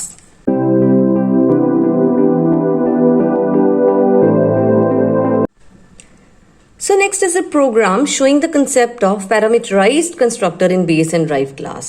So let us see. So we have included the two files iostream.h and conio.h. Class A. Class A is the base class. So class A में बेटा हमने protected section दिया है. In the protected section, we have declared a data member x of integer type. Protected क्यों लिया है? The reason I have already told. क्योंकि base class ने जब किसी class को drive करना है तो ताकि उसका data member भी assess हो drive class में, we declare that data member in the protected section. और अगर हम private में कर लेते हैं तो ये data member hide हो जाएगा from the drive class. And in the public section, we have created one parameterized constructor. So see, this is a parameterized constructor because the name of the constructor is same as that of class name and it has a parameter. Fine. Now what happens? जैसे ही a as a parameter आता है तो जो data member है x उसमें a की value assign हो जाती है एंड मैसेज आ जाएगा स्क्रीन पे parameterized constructor of class a. And this class a also has a member function show a. Show A क्या करेगा? It will print the value of X equals to and X की value. We will see के कैसे call होगा जब हम object declare करेंगे या मेन फंक्शन चलाएंगे. Then we have created a class B which is publicly inherited from class A. In the private section of class B we have declared a data member. Y private क्यों लिया? क्योंकि ये derived class है, इसने further किसी को inherit नहीं करना. So we can take private section in this class. So Y is the data member of class B. Then in the public section, see, this is new concept for you. We have declared the अगर इसको मैं छुपा लेती हूँ, okay? So we have declared a constructor, parameterized constructor of class B. See how it is parameterized because the name of the constructor is same as that of class name and it has some parameters. So it is parameterized constructor. ये क्या करेगा constructor? जो y data member है उसमें B की value sign कर देगा and message आ जाएगा parameterized constructor of class B. Plus something new is there. क्या? डिफॉल्ट कंस्ट्रक्टर के प्रोग्राम में आपने देखा था कि जैसे ही ड्राइव क्लास का ऑब्जेक्ट डिक्लेयर होता है सो ड्राइव क्लास का ऑब्जेक्ट कंस्ट्रक्टर को कॉल करवाता है ड्राइव क्लास के, लेकिन ड्राइव क्लास का कंस्ट्रक्टर खुद एग्जीक्यूट होने से पहले ऑटोमेटिकली बेस क्लास के कंस्ट्रक्टर को कॉल करवाता है in the case of default constructor. But अगर पैरामीटराइज्ड कंस्ट्रक्टर है तब क्या होगा? तब भी सीक्वेंस इज सेम कि ड्राइव क्लास का ऑब्जेक्ट जब डिक्लेयर होगा तो वो ड्राइव क्लास के कंस्ट्रक्टर को कॉल करेगा, पैरामीटराइज्ड कंस्ट्रक्टर को पैरामीटर्स भी जाएंगे. लेकिन ड्राइव क्लास का कंस्ट्रक्टर खुद एग्जीक्यूट होने से पहले क्या करेगा? वो बेस क्लास के कंस्ट्रक्टर को कॉल करेगा. अब बेस क्लास का कंस्ट्रक्टर भी तो पैरामीटराइज्ड है, उसको भी पैरामीटर्स जाने चाहिए. So here is the solution. क्या है कि देखो जब बी कंस्ट्रक्टर कॉल हुआ उसके पास 2 पैरामीटर्स आए A and B.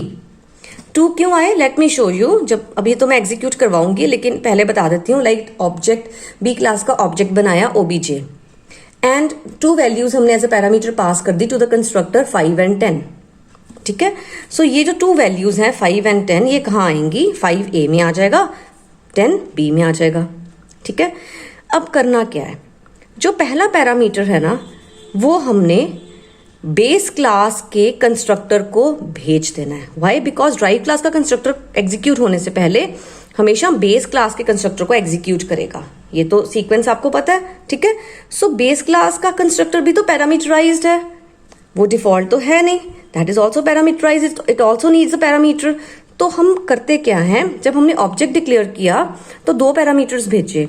1 parameter is for the drive class data member and 1 parameter will be passed as an argument to base class constructor.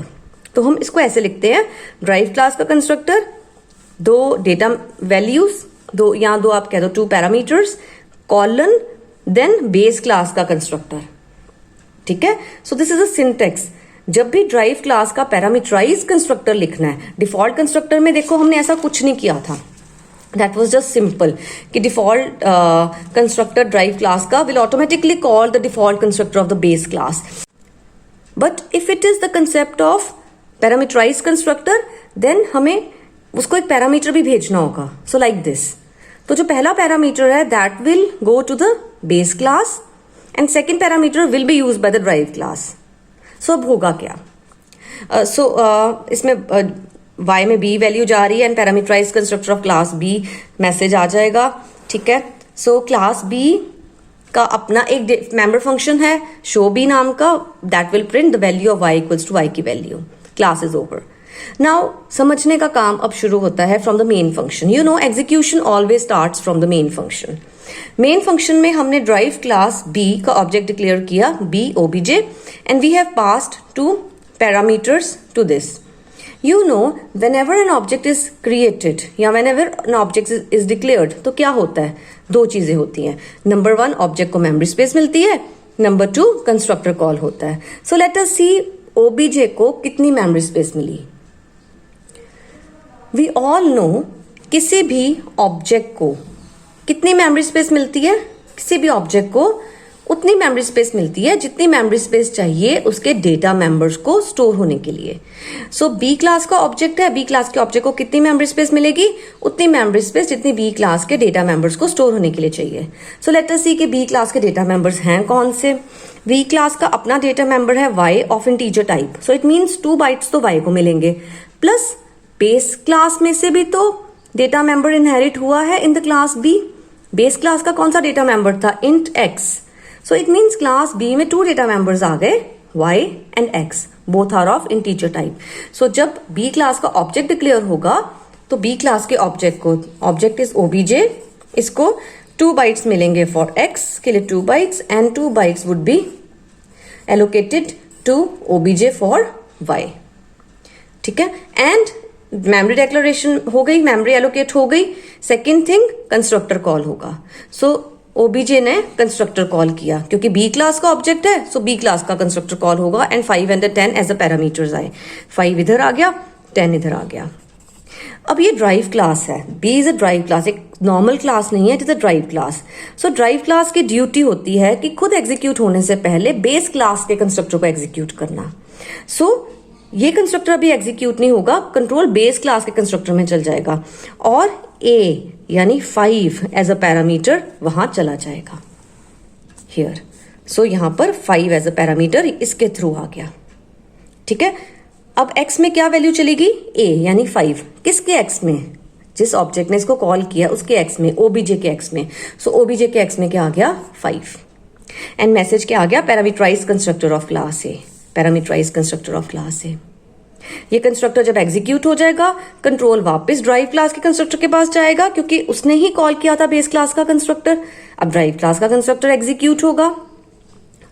क्या statement है? y equals to b. तो y में क्या चला जाएगा? जो b में है. b में क्या है? 10. किसके y में? obj के y में. सो obj के y में क्या चला जाएगा? 10. प्लस मैसेज प्रिंट होगा parameterize constructor of class b.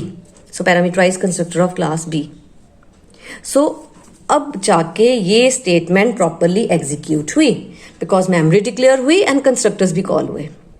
Now next statement, obj ने शो ए फंक्शन को कॉल किया. So show a function would be executed. क्या वैल्यू प्रिंट होगी? Value of X equals to X की value that is 5. Value of X equals to 5.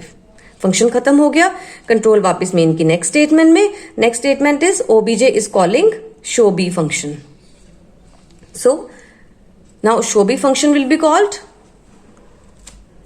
क्या message आया? Value of y equals to y की value that is 10. So value of y equals to 10 and the program ends. I hope this concept is clear to you. So अब मैंने आपको दोनों concept करवा दिए inheritance में constructors के. If we have default constructor तब क्या होगा and if we have a parameterized constructor in base and drive class तब क्या होगा. I hope it is clear.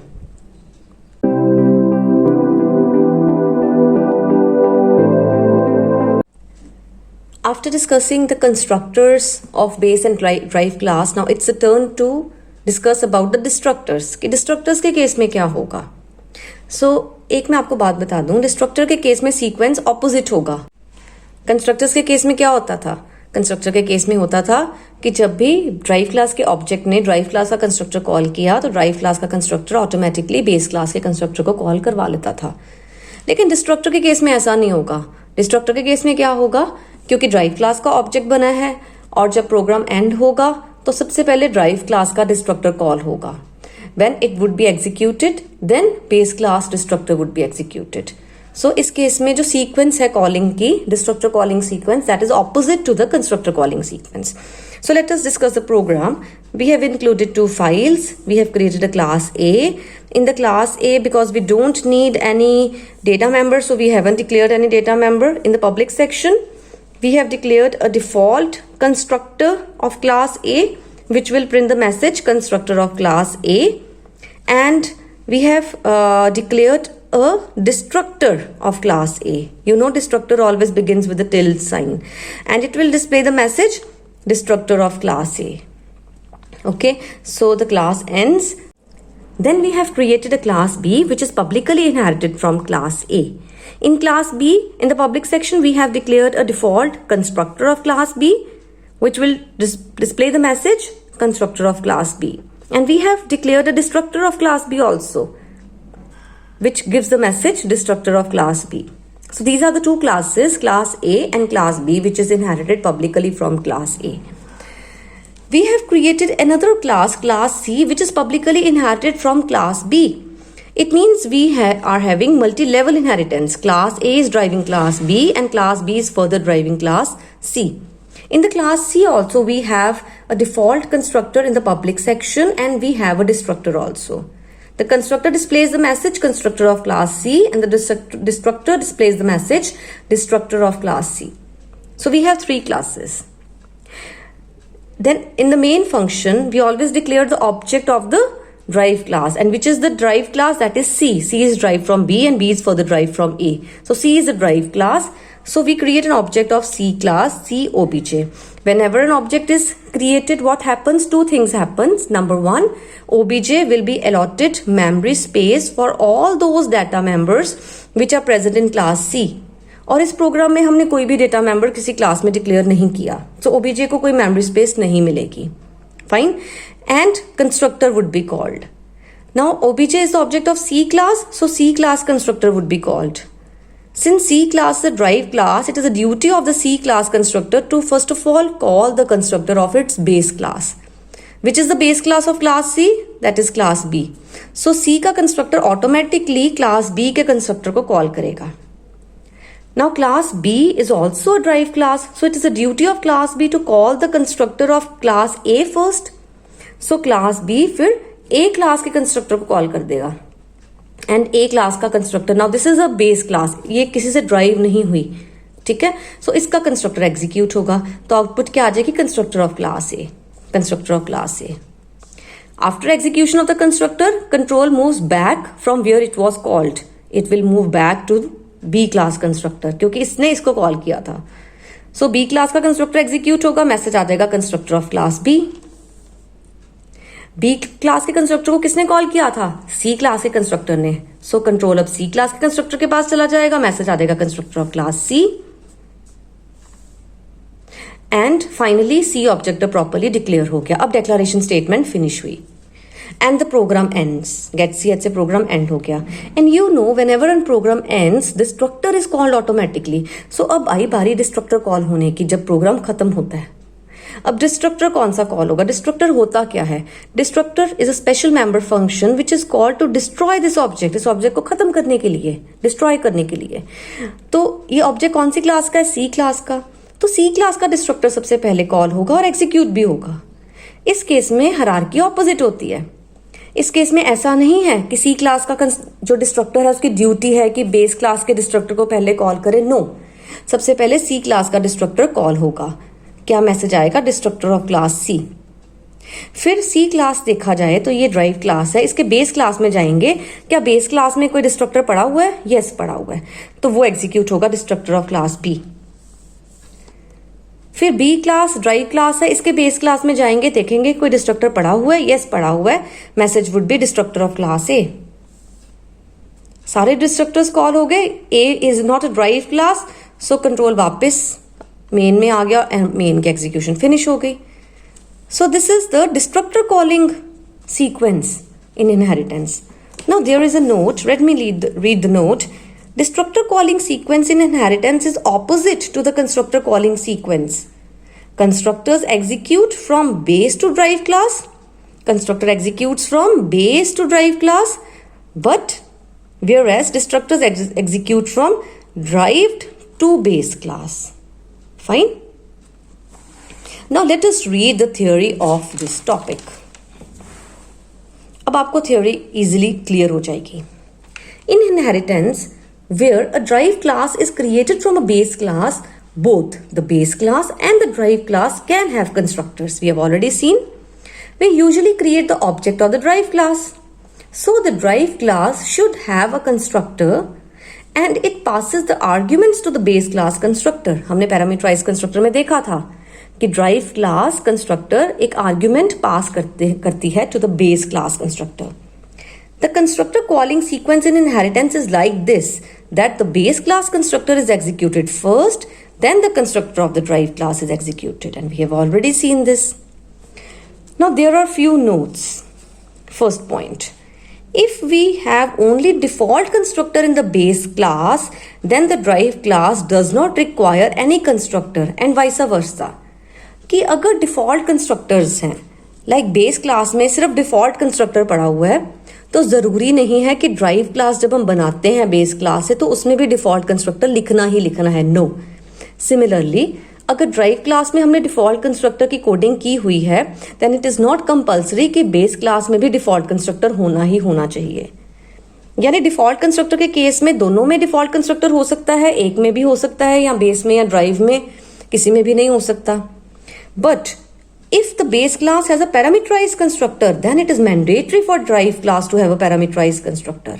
लेकिन अगर बेस क्लास में पैरामीटराइज कंस्ट्रक्टर पड़ा हुआ है तो ड्राइव क्लास में भी हमें पैरामीटराइज कंस्ट्रक्टर बनाना ही बनाना है, ताकि ड्राइव क्लास का कंस्ट्रक्टर आर्ग्यूमेंट पास कर सके to the base class constructor and pass the arguments to the base class constructor. ये हमने कहाँ देखा था, मैं एक बार आपको फिर से दिखा देती हूँ. लाइक सी, बेस क्लास में एक पैरामीटराइज कंस्ट्रक्टर है, सो ड्राइव क्लास में भी होना चाहिए, ताकि ड्राइव क्लास एक पैरामीटर बेस क्लास के कंस्ट्रक्टर को पास कर सके, या argument. Argument and parameter is one and the same thing.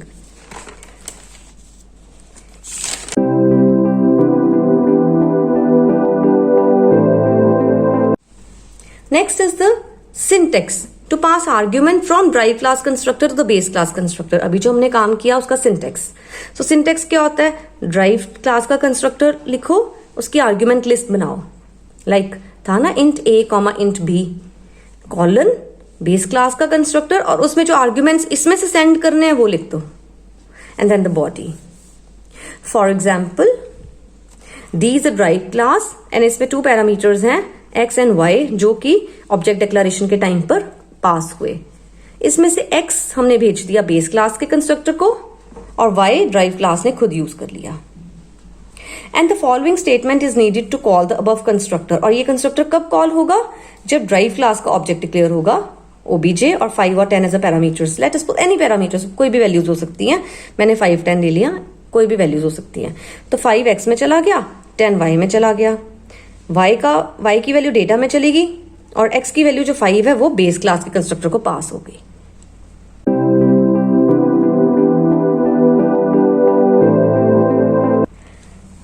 Next is the order of constructor execution. अलग अलग केसेस में कंस्ट्रक्टर की एग्जीक्यूशन का ऑर्डर क्या होगा. So first form of inheritance is C. This is a single inheritance. Class B is deriving from class A publicly. Class A is a base class, class B is a drive class. तो सोचो कि क्या sequence होगी constructor calling की. हमें पता है पहले बेस क्लास का कंस्ट्रक्टर कॉल होता है, फिर ड्राइव का होता है. सो पहले बेस का कंस्ट्रक्टर कॉल होगा, फिर ड्राइव का होगा. Second case, we have a base class A. Base class A is driving the drive class B, and B act as a base and it further drives a class C. It means multi level inheritance. A से B बनी, B से सी बनी. अब बताओ क्या sequence होगा constructor calling का. Of course base से लेकर ड्राइव तक होता है, सो पहले ए का कंस्ट्रक्टर कॉल होगा, फिर बी का, फिर सी का. हमने ये किया है प्रोग्राम इसका. And the last form of inheritance, this is a multi level inheritance. Class A is a drive class, और कहां से ड्राइव हो रही है? बी और सी से मिलके. We have a class B, we have a class C, ये दोनों मिलके ए क्लास बना रहे हैं. सो इस केस में कंस्ट्रक्टर कॉलिंग सीक्वेंस क्या होगी? Because both are base class, तो पहले किसका कंस्ट्रक्टर कॉल होगा? हमें पता है कि पहले बेस क्लास का कंस्ट्रक्टर एग्जीक्यूट होता है, फिर ड्राइव का. वो तो हमें पता चल गया कि एंड में ए का होगा बिकॉज दैट इज ड्राइव्ड. अब बेस क्लासेस 2 हैं, तो पहले किसका होगा? जो पहले लिखा होगा पब्लिकली बी. सो बी का पहले कॉल होगा कंस्ट्रक्टर, फिर सी इज ऑल्सो बेस क्लास, फिर सी का कॉल होगा, फिर जाके ड्राइव क्लास का कंस्ट्रक्टर कॉल होगा. So students, this was all about constructors and destructors in case of inheritance.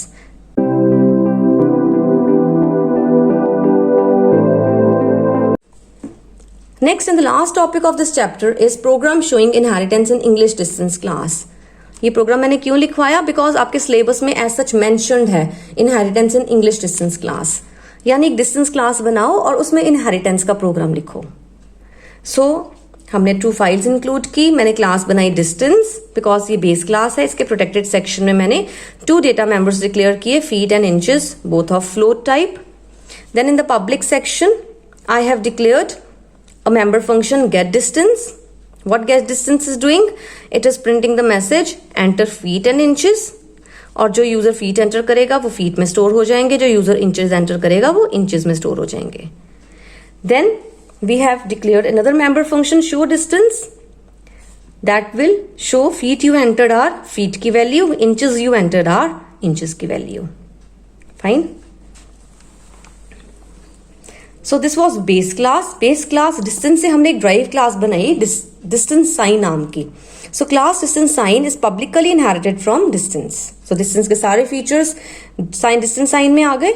Plus distance sign में अपने कौन से features हैं? Let us see. Private section में साइन नाम का एक कैर वेरिएबल है एंड पब्लिक में एक गेट डिस्टेंस साइन नाम का फंक्शन है. What it is saying enter P for positive distance and N for negative distance. तो यूजर यहाँ पी एंटर करेगा या एन एंटर करेगा, वो साइन में स्टोर हो जाएगा because it's a single character type variable. तो यहाँ पी जाएगा या एन जाएगा. There is another function in distance sign class that is show distance sign. Show distance sign देखेगा कि साइन में अगर तो यूजर ने पी एंटर किया था तो मैसेज आ जाएगा साइन इज पॉजिटिव, और अगर यूजर ने पी नहीं एंटर किया था यानी एन एंटर किया था तो मैसेज आ जाएगा साइन इज नेगेटिव. अभी हो सकता है आपको इतना क्लियर ना हुआ हो. So let us discuss the main function first, फिर आपको क्लियर हो जाएगा. In the main function we have created object D1 of the drive class that is distance sign. So जैसे ही D1 डिक्लेयर होता है तो 2 काम होते हैं, you know. First of all, memory is allocated to D1, then constructors are called. So first of all, see कि D1 को memory space कितनी मिलेगी. So यहाँ पर मैं draw कर देती हूँ. This is object D1. Let us see कि D1 को memory space कितनी मिलेगी. You know कि किसी भी object को memory space कितनी मिलती है, उतनी memory space जो चाहिए उसके data members को store करने के लिए. So let us see distance sign के पास कौन से data members हैं. So distance sign के पास एक तो अपना खुद का data member है, that is sign of char type, और कैर टाइप वेरिएबल को 1 बाइट मिलता है मेमोरी में. So D1 will need 1 byte to store sign. Okay. And कुछ data members distance sign class को डिस्टेंस क्लास से भी तो इनहेरिट हुए. वो कौन से हैं? Float feet and float inches. So float variable 4 bytes लेता है. सो 1 2 3 4 5 6 7 8. सो 1 2 3 4 4 बाइट्स मिले फीट को, 4 बाइट्स, एंड 4 बाइट्स मिले इंचेस को. तो ये सारे डेटा मेंबर्स हैं D1 ऑब्जेक्ट के पास और उनको खाली मेमोरी स्पेस मिल गई. और अगर कंस्ट्रक्टर होता तो वो भी कॉल होता, लेकिन हमारे प्रोग्राम में अब कंस्ट्रक्टर कोई भी नहीं है, सो कंस्ट्रक्टर कॉल नहीं होगा. कंट्रोल नेक्स्ट स्टेटमेंट में आ गया. Get distance function is being called by D1 object. So let us see. Get distance function ने क्या आउटपुट दी? Enter feet in inches colon. So क्या आउटपुट आई? See enter feet in inches. और user ने क्या एंटर किया? 7 and 10. सो 7 चला गया D1 के फीट में एंड 10 चला गया D1 के इंचेस में. Okay, this function is executed and the control moves to the next statement D1 dot get distance sign. अब D1 ऑब्जेक्ट ने कौन सा फंक्शन कॉल किया? Get distance sign. So let us move to that function. Get distance sign ने क्या message print किया? Enter P for positive distance and N for negative distance colon. So let us see the message. So क्या output I? Output I enter P for positive distance and N for negative distance. User ने क्या enter किया? P. P किस में store हुआ? C. P sign में store हो गया यूजिंग सीन. किसका साइन? D1 का साइन. सो D1 के साइन में क्या चला गया? P, क्योंकि करेक्टर कांस्टेंट है, करेक्टर जाएगा. This function is also executed. The control moves to next statement that is D1 dot show distance. So show distance function execute होगा. शो डिस्टेंस फंक्शन ने क्या मैसेज दिया? उसने दिया the feet you entered are feet की value, inches you entered are inches value. So let us see the output. So see, output आ गई. Feet you entered are 7, inches you entered are inches की value that is 10. So ये function भी execute हो गया. Control moves to the next statement. Next is D1 dot show distance sign. Now D1 object has called show distance sign function. So control show distance sign function में जाएगा और वो check करेगा if में क्या sign में P पड़ा हुआ है. Yes, sign में P है. This is true. ये condition true हो जाएगी. क्या message आ जाएगा? Sign is positive. और अगर इफ चला तो एल्स नहीं चलेगा. सो ये फंक्शन प्रॉपर्ली एग्जीक्यूट हो गया, फंक्शन भी खत्म हो गया और यहाँ आउटपुट आ गई थी sign is positive. So this was all about inheritance in English distance class, the topic that was as such mentioned in your syllabus. And students, with this our inheritance chapter is also over.